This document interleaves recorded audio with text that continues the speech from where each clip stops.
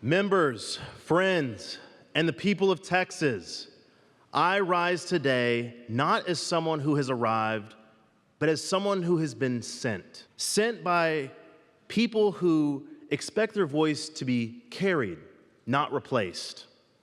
Sent by teachers who pay for their school supplies and still greet their students with a smile. Sent by parents that work 2 jobs and still make it to a Friday night game. Sent by veterans who've kept their oath long after the uniform came off.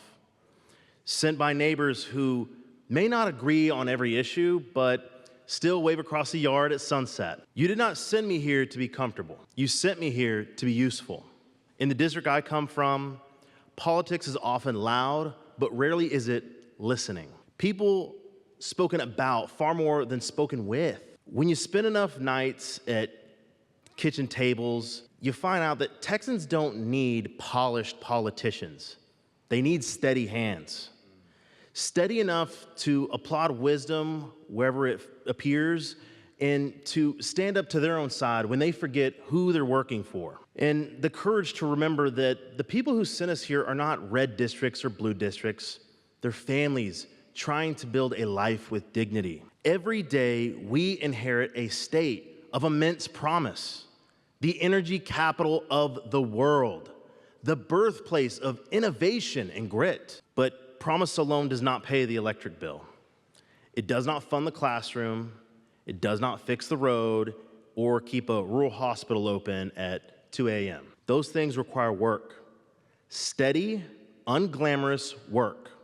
As state senator, I lay down these commitments not as aspirations, but as a promise that I fully expect to be held accountable for. I will tell my constituents the truth, especially when it's complicated and politically inconvenient. I will never vote to make life harder for working Texans, especially if it makes politics easier for myself. I will measure every bill by a simple test.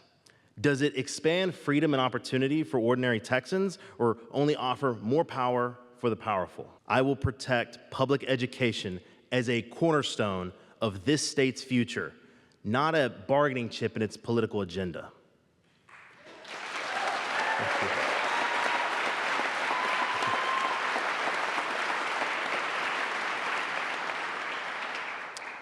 I will not treat disagreement as disloyalty, but as the beginning of understanding. And when this chamber faces the choice between spectacle and solution, I will choose solution every single time.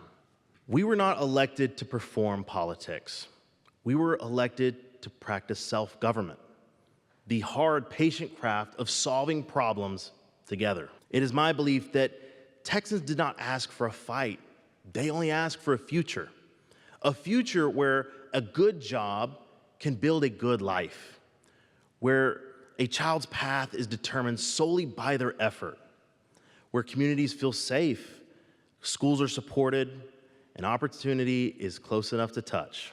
They sent us here believing tomorrow can be better than today, and believing we as humans are mature enough to build it together. Today, before God in this chamber, I accept that responsibility.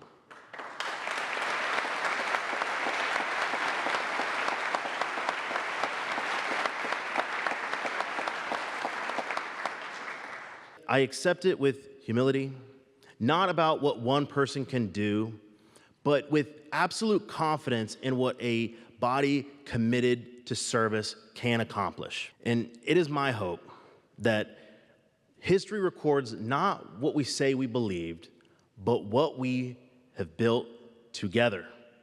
Thank you. I'll see you out there.